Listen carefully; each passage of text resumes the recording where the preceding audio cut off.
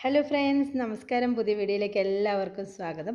നല്ലൊരു evening snacks തയ്യാറാക്കാം. പപ്പടം ഉണ്ടെങ്കിൽ, കുറച്ച് അരിപ്പൊടി ഉണ്ടെങ്കിൽ പെട്ടെന്ന് നമുക്ക് വീട്ടിൽ തയ്യാറാക്കി എടുക്കാൻ പറ്റുന്ന നല്ലൊരു പപ്പടവടയുടെ റെസിപ്പിയാണ് ഇന്നത്തെ വീഡിയോയിൽ.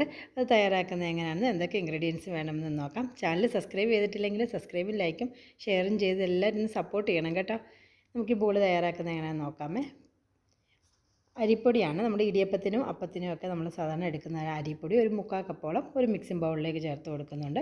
1 ടേബിൾ സ്പൂൺ മൈദയും കൂടി ഇട്ട് കൊടുക്കുക. നമ്മുടെ ഈ അരിപ്പൊടി നമ്മൾ മിക്സ് ചെയ്ത് കുഴിച്ചെടുക്കുമ്പോൾ ആ മാവ് പപ്പടത്തിൽ പറ്റിപ്പിടിച്ചിരിക്കാൻ വേണ്ടിയാണ് മൈദ ചേർത്ത് കൊടുക്കുന്നത്. മുളക് പൊടി ഒരു 1/2 ടീസ്പൂണും 1/4 ടീസ്പൂൺ മഞ്ഞൾപ്പൊടി ചേർത്ത് കൊടുക്കണം. ഒരു 1/4 ടീസ്പൂൺ ജീരകം, നല്ല ജീരകം ചേർത്ത് കൊടുക്കുക. 1 ടീസ്പൂൺ കറുത്ത എള്ളാണ് എടുത്തിട്ടുള്ളത്, അത് ചേർത്ത് കൊടുക്കുന്നുണ്ട്. ഒരു 2 നുള്ള് പെരുംജീരകം ചേർത്ത് കൊടുക്കുന്നുണ്ട്, ഒരു ഫ്ലേവറിന് വേണ്ടി. 2 നുള്ളി ചേർത്താൽ മതിയാവും. പിന്നെ വേണ്ടത് കുരുമുളകാണ്. നമ്മൾ ചതച്ചെടുത്തിട്ടുള്ള ക്രഷ് ചെയ്തിട്ടുള്ള കുരുമുളക് ഒരു 1/2 ടീസ്പൂൺ ചേർത്ത് കൊടുക്കുന്നുണ്ട്. ടേസ്റ്റിന് ആവശ്യമായിട്ട് ഉപ്പും കൂടെ ചേർത്ത് കൊടുക്കുക. കുരുമുളക് പൊടി ചേർക്കില്ല, കുരുമുളക് ക്രഷ് ചെയ്തെടുത്ത് ചേർക്കണം. ഉപ്പ് നമ്മൾ ഈ മാവിന് ആവശ്യത്തിനുള്ള ഉപ്പ് ചേർക്കാം. പപ്പടത്തിൽ ഉപ്പുള്ളത് കൊണ്ട് ഉപ്പ് അതിനനുസരിച്ച് ചേർത്ത് കൊടുക്കണം. ശേഷം ഇവയെല്ലാം നല്ലതുപോലെ ഒന്ന് മിക്സ് ചെയ്തെടുക്കുന്നുണ്ട്. അങ്ങനെ ഒന്ന് മിക്സ് ചെയ്തതിന് ശേഷം വെള്ളം ഒഴിച്ചു കൊടുത്ത് നമ്മൾ നല്ലതുപോലെ കട്ടയൊന്നും കൂടി കിടക്കാതെ, നമ്മൾ ദോശയ്ക്കൊക്കെ മിക്സ് ചെയ്തെടുക്കത്തില്ലേ, ആ ഒരു കൺസിസ്റ്റൻസിയിൽ വേണം മാവ് റെഡിയാക്കി എടുക്കാൻ. ഒത്തിരി അങ്ങ് തിക്കായി പോകരുത്, എന്നാൽ ഒരുപാട് അങ്ങ് ലൂസായും പോകരുത്. ഇപ്പം ഞാൻ കാണിക്കുന്ന ഈ ഒരു രീതിയിൽ മാവ് റെഡിയാക്കി മിക്സ് ചെയ്തെടുക്കാം. കട്ടകളൊന്നും കൂടി കിടക്കാതെ നല്ലതുപോലെ ഒന്ന് മിക്സ് ചെയ്തെടുത്തിട്ടുണ്ട്. ഇനി നമുക്ക് പപ്പട വട തയ്യാറാക്കാം. പപ്പട ബോളി എന്ന് ചിലയിടത്ത് പറയും, ചിലയിടത്ത് പപ്പട വട എന്നൊക്കെ പറയും.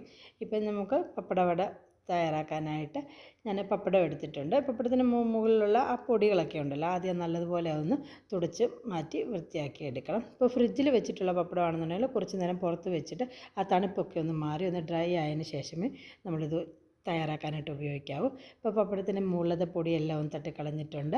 എണ്ണ ചൂടാക്കാനായിട്ട് വെച്ചിട്ടുണ്ട്. എണ്ണ അങ്ങ് ഒരുപാട് ചൂടായിരിക്കും വിട്ട് കൊടുക്കൽ. ഒരു 3/4% മാത്രം എണ്ണ ചൂടായിരിക്കുമ്പോൾ നമ്മുടെ പപ്പടം വട തയ്യാറാക്കാനായിട്ടുള്ള പപ്പടം ഇട്ട് കൊടുക്കാവൂ.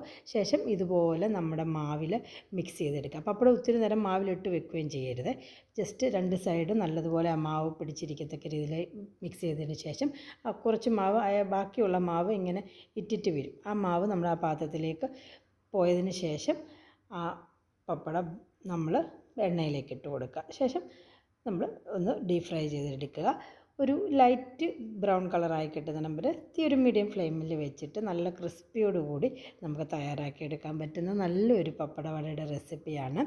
മാവ് ഓരോ പ്രാവശ്യം നമ്മൾ പപ്പടം മുക്കുമ്പോഴും മാവ് ഒരു സ്പൂൺ വെച്ചൊന്ന് മിക്സ് ചെയ്ത് കൊടുത്തതിന് ശേഷം പപ്പടം മുക്കി മാവിൽ മുക്കി എണ്ണയിലിട്ട് കൊടുക്കുക. അല്ലെങ്കിൽ നമ്മുടെ അരിപ്പൊടി പാത്രത്തിൻ്റെ അടിയിൽ തറഞ്ഞിരിക്കും. അപ്പോൾ ആ മിക്സ് കറക്റ്റായിട്ട് നമുക്ക് ആ മാവ് റെഡിയായി കിട്ടത്തില്ല. എല്ലാവരും ഉണ്ടാക്കി നോക്കണം. ഞാനിപ്പോൾ എടുത്തിട്ട് ഈ ഉള്ള അളവിലാണെങ്കിൽ ഒരു 15 പപ്പട വട നമുക്ക് റെഡിയാക്കി എടുക്കാൻ പറ്റുമേ. Thank you for watching my video. By.